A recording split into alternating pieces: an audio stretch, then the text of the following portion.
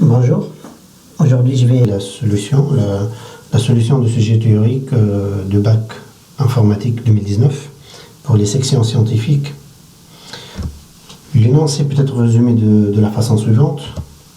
On veut stocker des identifiants de n cartes dans un tableau ident avec n entre 3 et 50.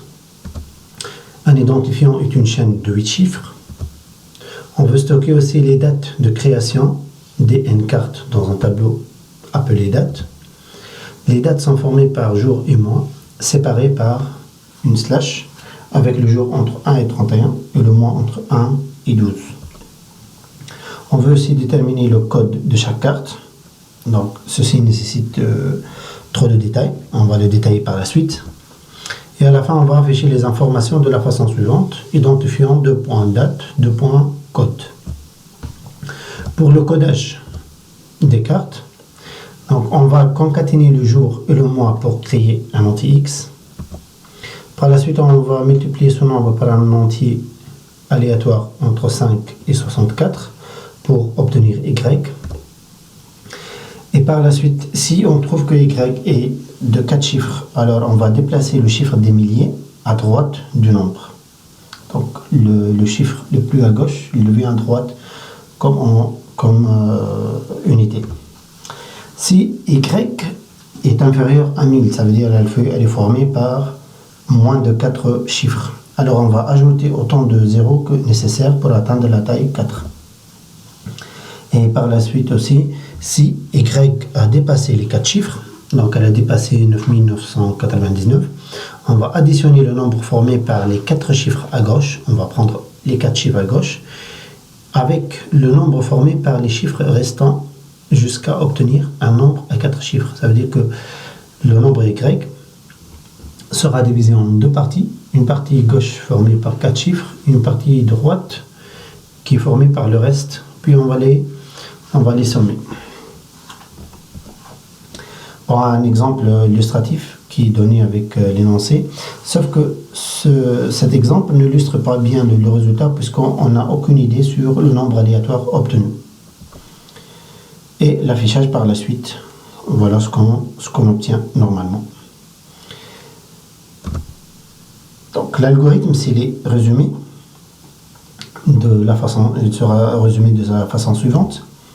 Début, on va saisir n, on va utiliser un module pour la saisie de n, puis on va remplir les identifiants et les dates avec n valeurs, puis on va coder les dates pour obtenir les codes, et à la fin on va utiliser les 3 tableaux pour afficher les informations qu'on a obtenues, et c'est la fin. Ça, c'est un résumé de l'algorithme. Par la suite, on va détailler donc les modules qui sont utilisés. Pour les structures de données utilisées, tous les tableaux qu'on va utiliser sont de même type. C'est le type tab. C'est un tableau de 50 chaînes. Donc, il est numéroté de 1 jusqu'à 50 et le type, c'est chaîne. On aura besoin de n pour le nombre de valeurs et 3 tableaux, ident, date et code. Les 3 sont de même type puisqu'ils vont contenir des chaînes avec le même nombre, un tableau pour les identifiants, un tableau pour les dates et un tableau pour les codes.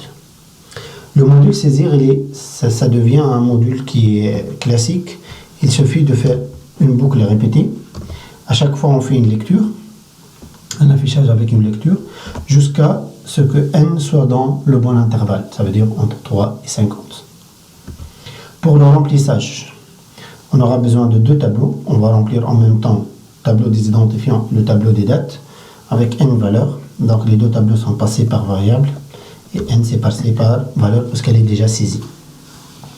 Donc pour chaque élément du tableau, on va faire la lecture des identifiants. Donc les identifiants, ils ont un test sur lequel qui nous permet de vérifier si on l'accepte oui ou non.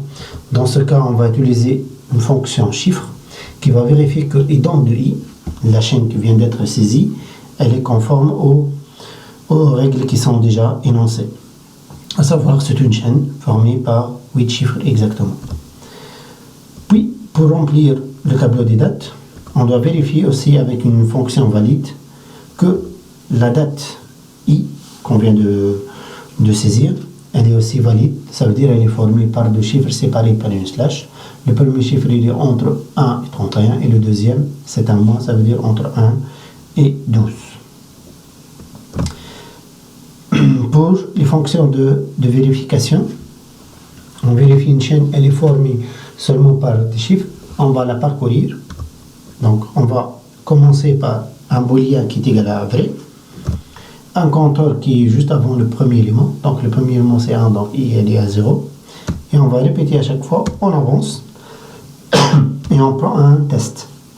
Le test c'est quoi? Est-ce que l'élément de cette chaîne est un chiffre? C'est h de i dans 0,9. Faites attention, le 0 et le 9, ce sont deux caractères, donc entre deux apostrophes. Jusqu'à ce que on a fini la chaîne, ça veut dire on a trouvé des chiffres, ou bien non ok, ça veut dire qu'on a trouvé quelque chose qui n'est pas conforme, ça veut dire qu'il y a un caractère qui n'est pas chiffre. À la fin, on doit retourner le booléen ok.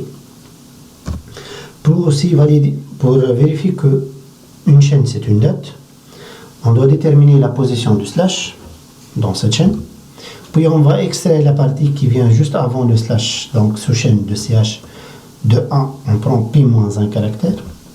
Le moins, on va prendre à partir de la position qui vient juste après le slash, donc c'est p plus 1, et on va prendre l moins p caractère, à savoir le l, c'est la longueur de la chaîne. Puis on va transformer le jour en un entier j, et le mois en un entier m. Et on récupère aussi les erreurs E1 et E2. À la fin, le résultat sera qu'il faut que la longueur soit inférieure à 5, et la première conversion en entier, c'est bien terminé, ça veut dire E1 égale à 0. E2 aussi égale à 0, ça veut dire que la conversion en entier du mois s'est bien passée.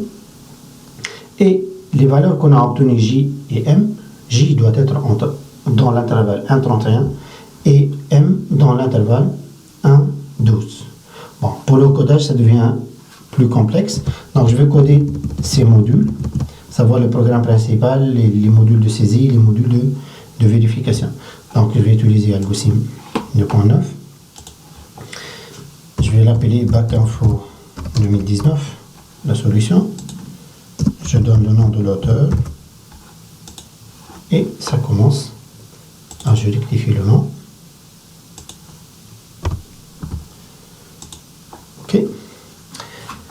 Maintenant, je vais définir les structures de données. On commence par le type tableau. C'est un type tab.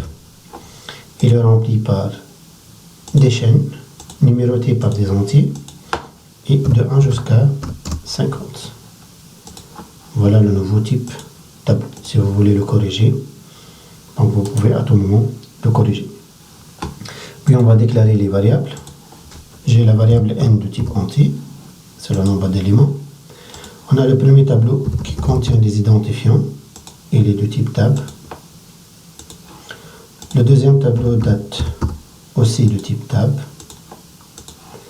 Et le troisième tableau, il contient les codes et c'est de type tab. Et voilà. Donc on peut éditer et supprimer n'importe quel élément. Par la suite, je vais ajouter le code. Je commence par des appels au module. Le premier module qu'on va l'appeler, c'est saisir. Et on va lui donner n. Deuxièmement, on va remplir le tableau ident, tableau date par n valeur. Donc on aura besoin de 3 éléments. Aussi, on va faire un appel au module codage. Je vérifie le nom, comment on l'a appelé. Donc c'est codage date encode. Donc codage date encode. Et à la fin, un module d'affichage, les 3 tableaux et un élément. Affichage, tableau ident, date, code et le nombre d'éléments dont on aura besoin dans l'affichage. Donc ce qui manque maintenant, c'est la déclaration de ces modules. Je commence par le premier module, c'est une procédure, saisir. Ok. Maintenant, le problème, c'est le nombre de paramètres. Je viens de déclarer 100 paramètres alors que je l'utilise avec un seul paramètre. Donc, je passe dans la procédure saisir et j'ajoute un paramètre passé par variable puisqu'il sera saisi. Et c'est un entier. Ok. Si je reviens au programme, c'est bon. L'appel maintenant, il est conforme à la déclaration. Ce qui manque maintenant à remplir. Donc, ajouter la procédure remplir. Ok. Remplir, ça nécessite 2 tableaux et un entier. Donc, je vais ajouter des paramètres. Donc, le premier paramètre, ce sont des identifiants. Je vais utiliser les mêmes noms que le programme principal pour ne pas trop chercher de noms. C'est un tableau passé par variable. Le deuxième aussi, c'est un tableau passé par variable de type tab. Et le troisième, c'est un entier passé par valeur. Et voilà, si je reviens au programme principal, le code maintenant, il est correct. Maintenant, codage, les dates N et code. Donc, je vais ajouter une procédure codage. Pour la procédure codage, j'ajoute un paramètre. Ce sont les dates. Il est en lecture. Donc, c'est par valeur. Le nombre d'éléments N, c'est un entier, c'est passé par valeur. Et le résultat, ce sera le tableau code, donc il est passé par variable.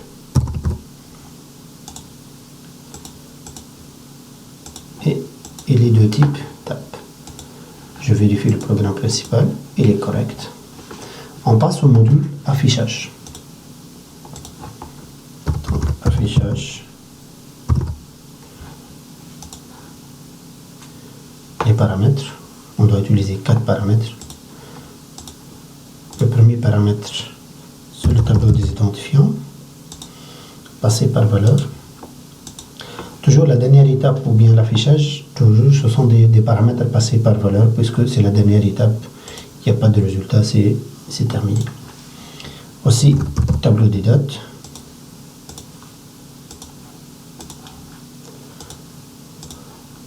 Aussi le tableau des codes.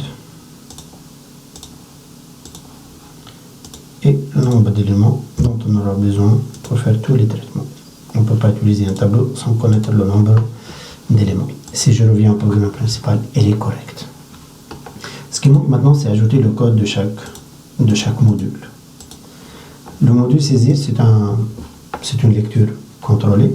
Donc, elle est toujours englobée dans une boucle répétée jusqu'à. Ça permet de lire N. Bon, la lecture, c'est une procédure spéciale à répéter. Répéter jusqu'à ce que N, dont je vérifie quel est l'intervalle d'acceptation de N, dans 3,50. Et à chaque fois, qu'est-ce qu'on va faire? On va lire N. Bon, elle est précédée par un message que je vais copier.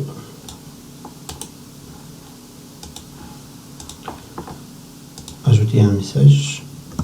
Hop. Ok. Donc, l'affichage, elle est la première étape dans répéter et la lecture, c'est la deuxième. Et voilà le module de saisie. Le remplissage, on va remplir 2 tableaux, donc on aura besoin d'une boucle pour i de 1 à n, selon le nombre d'éléments. À chaque fois, ici, on aura besoin de déclarer i, c'est un entier. Et à chaque fois, il y a une lecture contrôlée. Donc, on va répéter jusqu'à ce que la fonction chiffre appliquée à l'élément qu'on vient de lire soit vrai. Donc, on va mettre répéter à l'intérieur de la boucle pour. Et à chaque fois, on fait une lecture. Qu'est-ce qu'on va lire? Un identifiant identifiant du tableau. Voilà. Ce qui manque, c'est la fonction chiffre. Bon, avant d'oublier, on peut définir la fonction chiffre, sinon on continue et par la suite on va lister toutes les fonctions qu'on a utilisées. Maintenant on aura une autre boucle n. Aussi c'est une saisie contrôlée jusqu'à ce que la date soit valide. Et voilà. Donc la boucle pour, elle contient une répétition de vérification. Pour faire quoi? Pour lire date de i. Et voilà. Donc ce qui manque, c'est la fonction valide et la fonction chiffre. Donc j'ajoute fonction chiffre. Elle retourne un booléen parce qu'on va l'utiliser dans une structure de contrôle itérative à condition d'arrêt. Donc chiffre, de quoi elle a besoin comme paramètre? Le paramètre, c'est une chaîne qu'on va vérifier. Et voilà. Donc si je reviens à la fonction remplir, je trouve que voilà, l'appel de la fonction chiffre maintenant il est correct. La fonction valide aussi, elle va vérifier une chaîne. Donc j'ajoute une fonction qui s'appelle valide, qui retourne un booléen, puisqu'on va l'utiliser comme test. Et elle reçoit comme paramètre une chaîne ch à vérifier.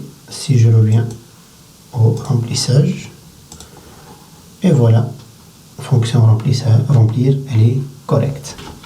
On ne va pas avancer dans le codage, mais plutôt on va coder chiffres. Comment on va savoir qu'une chaîne elle est formée seulement par des chiffres? On va répéter jusqu'à soit on atteint la fin de la chaîne, donc i égale longueur de ch, ou bien la variable booléenne, qu'on va l'appeler OK, elle est à faux. Ce qui manque, c'est déclarer i. Donc je vais déclarer i. Et on doit déclarer aussi OK. Je vais déclarer OK. C'est un booléen. Et voilà. Mais à chaque fois, qu'est-ce qu'on va faire? On avance. Donc i reçoit i plus 1. Ça, c'est dans la boucle répétée. Et la variable booléenne, elle reçoit quoi? Est-ce que ch de i est dans l'intervalle qu'on attend? C'est quoi l'intervalle qu'on attend? C'est 0, 9. Ça doit être, donc chaque caractère de ch de i doit être un chiffre. Et voilà. Ça c'est pour n'importe quelle vérification. Mais a priori aussi, il faut que le compteur commence à 0. Ça c'est l'initialisation. Et aussi le booléen, il est à vrai. À la fin, qu'est-ce qu'on va retourner? On va retourner la variable OK.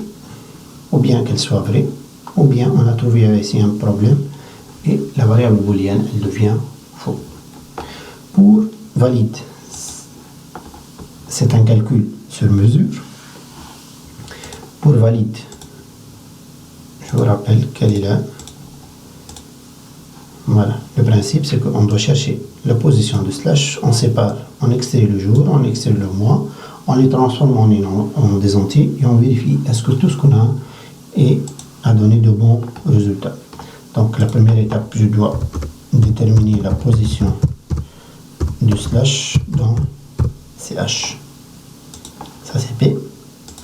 Donc j'ajoute une variable qui s'appelle p, c'est un entier. Deuxième chose, donc j'ai besoin de la longueur de la chaîne. Longueur de la chaîne. Je dois déclarer la variable L. Aussi c'est un entier. Par la suite, je dois extraire le jour. Jour c'est quoi? C'est sous-chaîne de la chaîne CH de la position 1 jusqu'à P-1, juste avant le slash.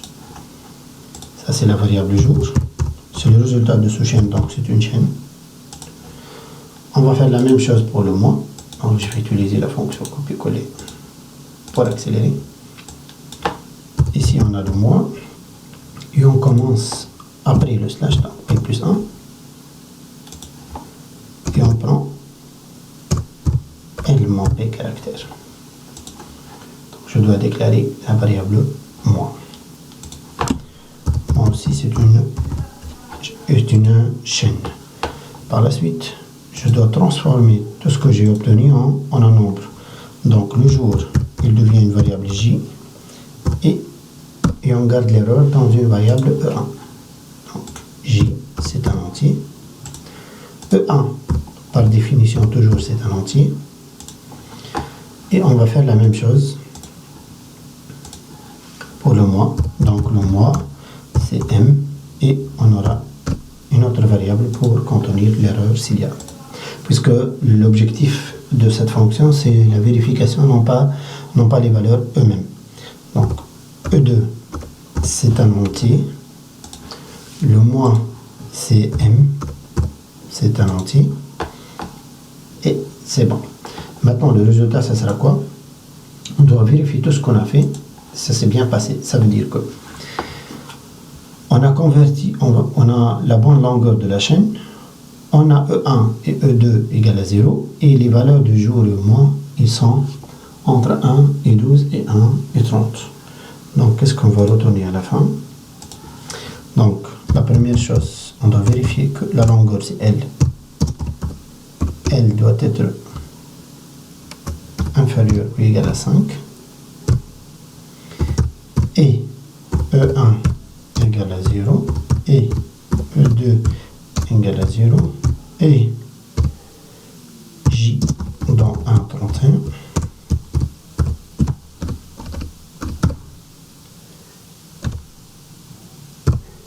Et M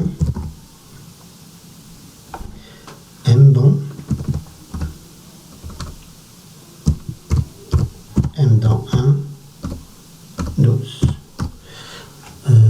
Bon. Il y a un point en plus. C'est pas ici. Voilà. Et voilà.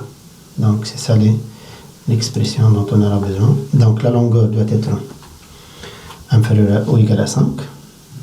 E1 égale à 0. E2 égale à 0. Ça veut dire que les deux conversions, ça s'est bien passé. Et on a obtenu un jour entre 1,31 et M en 1 et 12. Bon, parfois on dit que E1 et E2 sont inutiles, puisque dans tous les cas, on aura une valeur de J et M, et s'il y a une erreur, ça sera 0, donc il ne sera pas validé. Sauf que pour l'exactitude et pour les bonnes pratiques, donc on fait tous les tests nécessaires, même s'il y a des redondances, puisque un jour, bon, peut-être la fonction valeur, elle change de comportement. Bon, ce qui nous reste, c'est le codage et l'affichage. On va attaquer le codage. Le codage, ça consiste à faire quoi? Donc, pour chaque élément du tableau, donc on doit parcourir par une boucle pour. On doit calculer en utilisant la valeur de date i. On doit calculer y en utilisant la valeur date i. Et on va voir si y est de 4 chiffres, ou bien inférieur à 1000, ou bien supérieur ou égal à 9999. Puis, dans le tableau code i, il va recevoir y. Par la suite, on va traiter cas par cas pour avoir les résultats. Donc, je vais prendre cette partie. Par la suite, qu'est-ce qu'on va faire? Donc, on va concaténer le jour et le mois pour qu'il y ait un entier X. Donc, qu'est-ce qu'on doit faire? Donc, on doit chercher les slash. On va prendre la partie qui est juste avant le slash, concaténer avec la partie qui est juste après le slash. C'est l'équivalent d'effacer le slash lui-même. Donc, j'ai proposé deux solutions. Le V qu'on a obtenu, il sera transformé en X. Ou bien, si vous avez utilisé la deuxième manière, c'est avec effacer. Dans ce cas, la valeur de date de i, puisqu'elle vient d'être modifiée, elle sera stockée dans x. Bon, je préfère toujours la première solution, parce que dans la deuxième solution, on va toucher les données de l'utilisateur, et par conséquent, donc, il y aura un risque de modification de valeur. Puis on va multiplier x par un nombre aléatoire entre 5 et 64. Pour avoir une valeur aléatoire entre 5 et 64, il suffit de faire l'aléatoire de 60 plus 5. Et on va le multiplier par x. Comme ça, on a obtenu y. Et maintenant, tout dépend de ce y. Donc, on va prendre cette première partie et on va la coder. Donc, je passe dans le module codage. Donc, pour chaque élément du tableau, donc j'ai besoin d'un compteur qui varie de 1 jusqu'à n. La variable i, c'est un entier. Et à chaque fois, qu'est-ce qu'on va faire? On doit déterminer la position du slash. On vient de le faire dans la vérification. Donc, la chaîne, c'est date de i, puisqu'on va utiliser le tableau des dates. Ça, c'est... Donc, je dois déclarer la position, c'est un entier, P. OK. Par la suite, je dois extraire le jour et le mois. Donc, je vais créer une variable qui s'appelle V. C'est quoi? C'est la concaténation du jour extrait, donc sous chaîne de la chaîne date de i. P-1, ça c'est le jour, concaténé avec sous-chaîne de date de i, de la même date, à partir de la position P plus 1, et on prend L moins P. Bon, il faut calculer a priori la longueur. Donc on aura besoin de déclarer la variable V et la variable L. Donc la variable V, c'est une chaîne. Et L, c'est la longueur. C'est un entier. Voilà. Ça, c'est la deuxième étape pour obtenir donc l'entier X. Donc il suffit de le transformer en un entier. Donc je vais le convertir en un entier. Donc V devient X. On obtient une erreur. Dans ce cas, il faut déclarer X.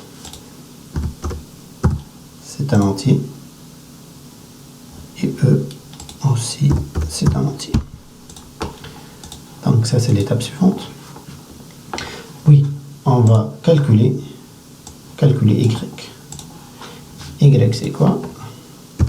Y, c'est X fois aléatoire de 60 plus 5.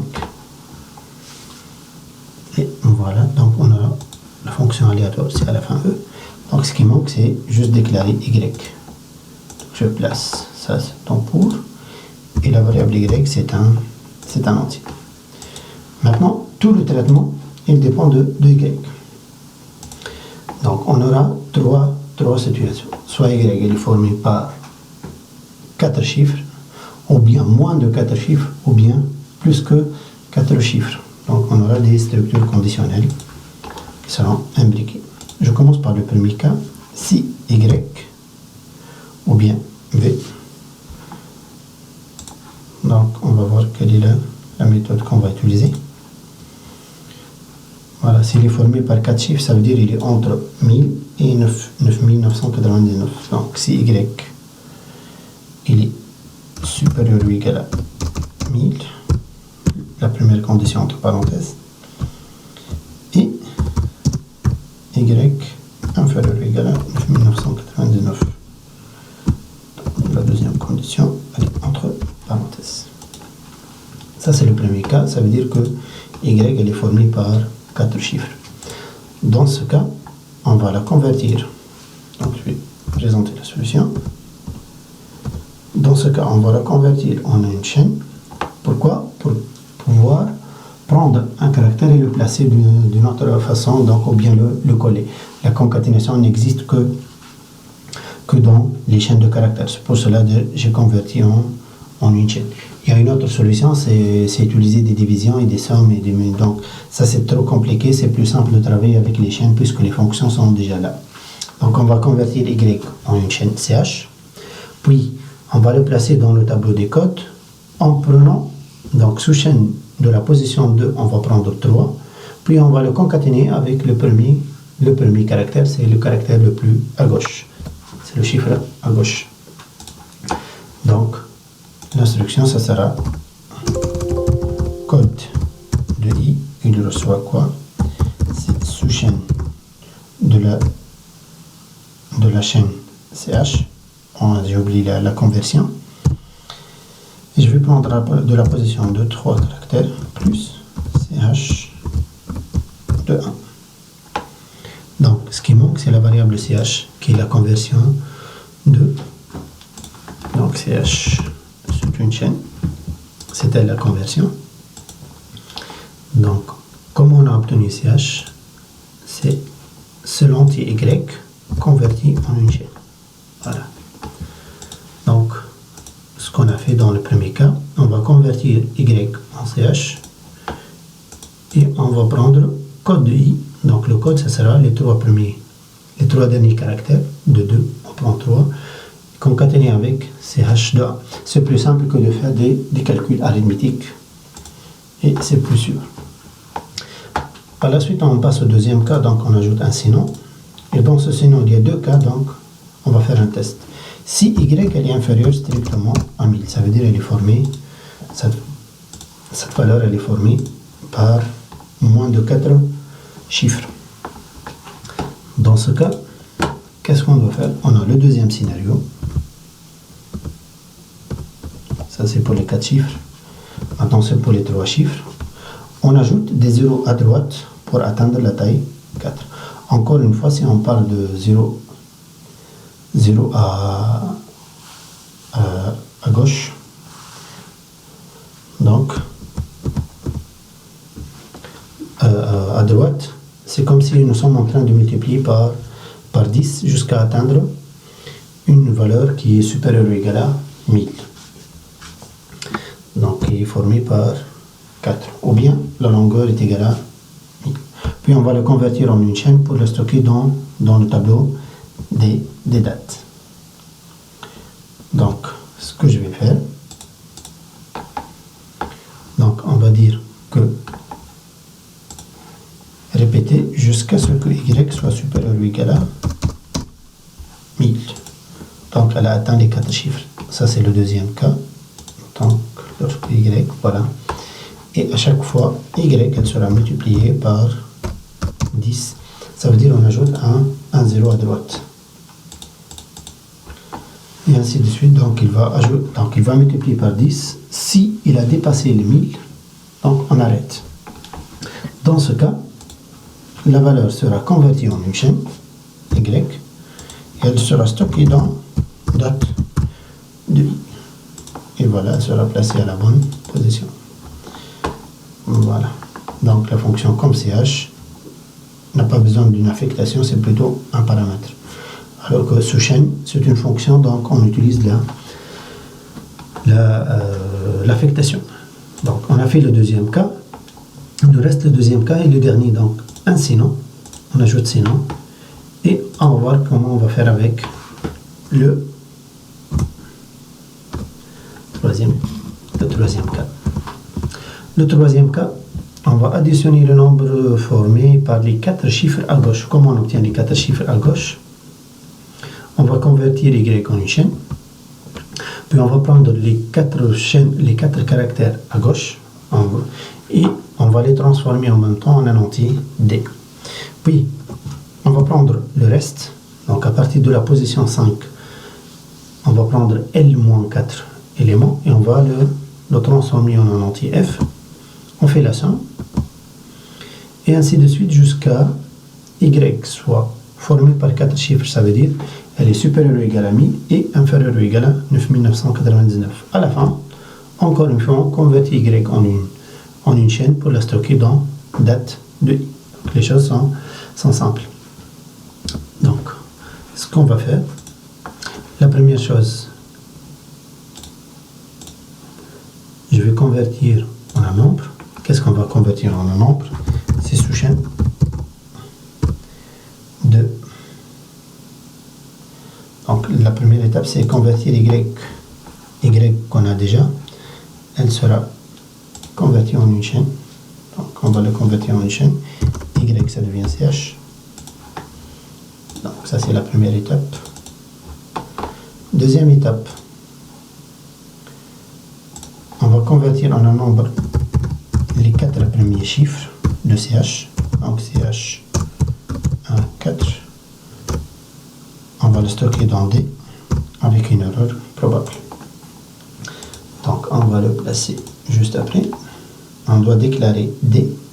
D c'est un entier et E c'est un. Ok. E c'est un entier. Ah déjà, il existe déjà. On l'a utilisé auparavant. Quelque part en haut. Bon. Maintenant, on va faire la même chose pour la deuxième partie. On va convertir en nombre sous-chaîne de ch à partir de la position maintenant 5 et on va prendre L moins P. Et à la fin, on va le stocker dans une variable qui s'appelle f avec une erreur possible. Donc f doit être déclaré. Bon, est-ce qu'on a déjà calculé la longueur de la chaîne? Donc il faut calculer aussi la longueur puisqu'on va utiliser. Elle, ça existe déjà. Donc juste je vais l'utiliser pour calculer la longueur de ch utilisée dans cette fonction. Donc vers le haut, voilà. Juste un petit en bas, voilà, puisque on va utiliser L dans l'extraction de deuxième entier. Puis Y, ça sera la somme des deux. D plus F. Donc tout ceci sera répété jusqu'à obtenir une valeur formée seulement par 4 chiffres. Donc on va utiliser répéter jusqu'à Y supérieur ou égal à 1000 et Y inférieur ou égal à 9999. Donc on va répéter ça, voilà, et on va mettre tout à l'intérieur.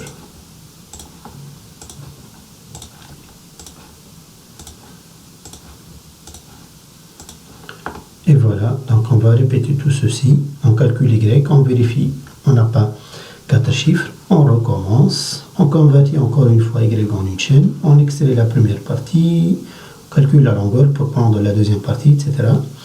Une fois on a terminé avec répéter, dans ce cas on va stocker ce Y sous forme de chaîne dans le tableau à la position date code de I.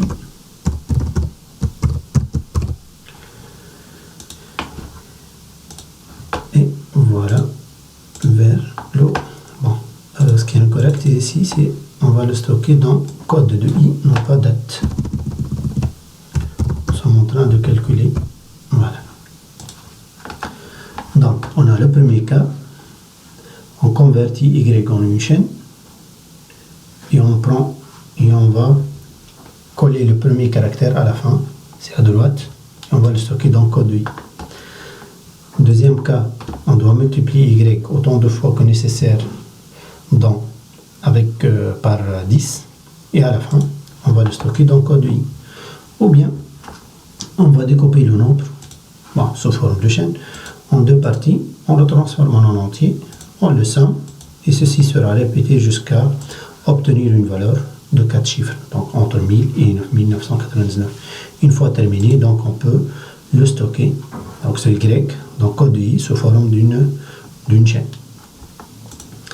Et voilà donc les trois cas qu'on va traiter. Et à la fin, donc c'est la fonction d'affichage. L'affichage c'est pour chaque valeur de I jusqu'à N, de 1 à N. Donc on va écrire l'identifiant, la date, le code avec 2 points qui le séparent. Bon, c'est pas trop compliqué l'affichage. Même on aura pu le faire dans le programme principal, sauf que pour la modularité, on aime ça pour avoir un programme qui n'est pas trop complexe. Donc pour i de 1 à n, encore une fois, donc on doit déclarer la variable voilà, de parcours, et l'affichage il est formé par, on commence par ident de i, suivi par 2 points, suivi par date de i, suivi par... Oh, si on ajoute 2 points, tout simplement c'est un message, donc on peut l'ajouter sans guillemets, et c'est le programme qui va ajouter les guillemets. Si c'est une expression, donc c'est à vous de le saisir. Et à la fin, c'est le code de i. Vous remarquez en bas, on obtient donc le code nécessaire pour exécuter ces 4 affichages, ces 5 affichages de façon plus lisible. On peut modifier aussi l'ordre. On va l'ajouter à l'algorithme et ceci sera répété autant de fois que nécessaire. Et voilà la solution. Donc j'ai transformé chaque étape en un module. Tous sont des procédures. La saisie, c'est une saisie contrôlée.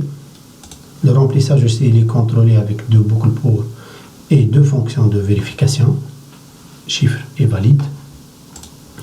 Le codage, on va prendre pour chaque élément, on calcule Y, puis selon l'Y,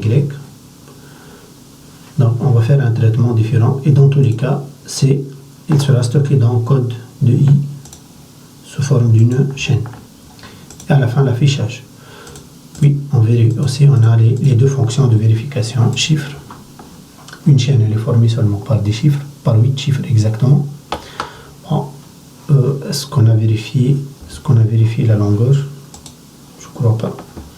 Bon, il faut ajouter la vérification de que ce soit 8 chiffres. Donc on peut l'ajouter dans la saisie ou bien dans la fonction vérification. Bon, on va garder la fonction de vérification. La fonction de vérification chiffre, c'est juste au contenu, et on va ajouter une autre condition. Donc l'identifiant aussi, la longueur de ident de i doit être égale à 8. Donc c'est entre parenthèses. Et la deuxième condition, elle est formée par seulement des chiffres. Voilà. Donc il y a une parenthèse qui manque. C'est bon. Donc la saisie de chaque identifiant doit être régie par cette condition. La longueur de l'identifiant doit être égale à 8 et formée seulement par des chiffres. Donc on peut vérifier, aucune erreur n'est trouvée, et on peut faire l'exécution. Donc je choisis une valeur, disons 4. Le premier identifiant 1, 2, 3. Oups, donc il n'est pas accepté, donc on reste dans la saisie du premier. Donc je vais prendre 8. 1, 2, 3, 4, 5, 6, 7, 8. C'est bon, on passe au deuxième. 5, 8, 4, 7, 6, 9, 2, 1. Aussi ça c'est accepté. 1, 2, 3, 4, 5, 6, 7, 8, 9. Normalement il n'est pas accepté. Voilà, il n'est pas accepté. Dans ce cas j'ajoute 126, 8. Ça c'est 8. C'est bon, on passe au quatrième. 1, 2, 3, 4, 5, 6, 7 et 8. Donc les dates maintenant. 12, 08, 14, 99, 88. Ça marche. 45. Bon, il n'a pas accepté. On est dans la même valeur puisqu'il n'y a pas un mois 88. Donc je recommence. 12, disons 20, 12. Ça marche. On passe au troisième. 03, 05. Ça marche. 45, 7. Voilà, ça ne marche pas.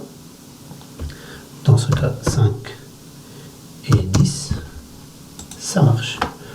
Qu'est-ce qu'on obtient? On obtient le premier code, c'est 6720, le deuxième 3800 et le quatrième c'est 2700. 1350 pour le dernier. Bon, juste une petite remarque à propos des affichages. On a fait tous les affichages avec la fonction écrire, non pas écrire, ln. Donc je reviens à l'affichage et j'indique que cette instruction écrire, à chaque fois, doit être accompagnée par un retour à la ligne. Bon, c'est la fonction écrire ln. Et ça permet d'avoir un meilleur affichage. Bon, c'est pas la peine de la tester. Maintenant, je génère l'analyse. Donc vous avez l'analyse.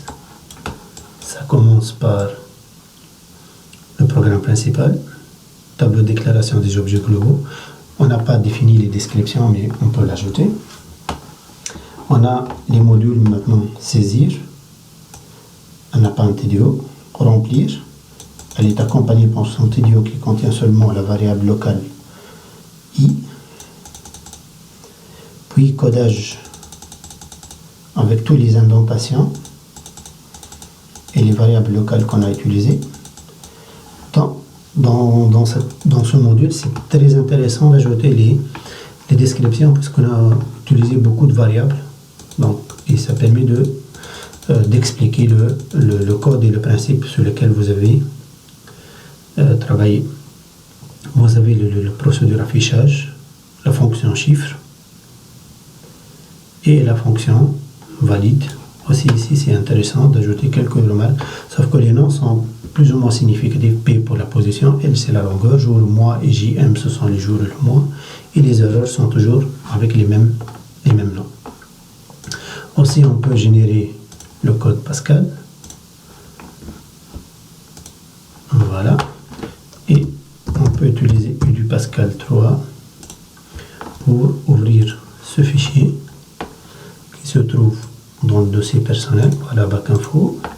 On peut le compiler, terminer avec succès, et on peut l'exécuter. Normalement, ça donne le même résultat qu'on a obtenu dans notre code, dans Algosim. Et voilà la résolution du bac théorique des sections scientifiques. Vous pouvez réviser ou bien recommencer petit à petit donc la solution en utilisant Algosim pour ne pas être gêné par le codage et s'intéresser seulement à la solution. Et merci pour votre suivi.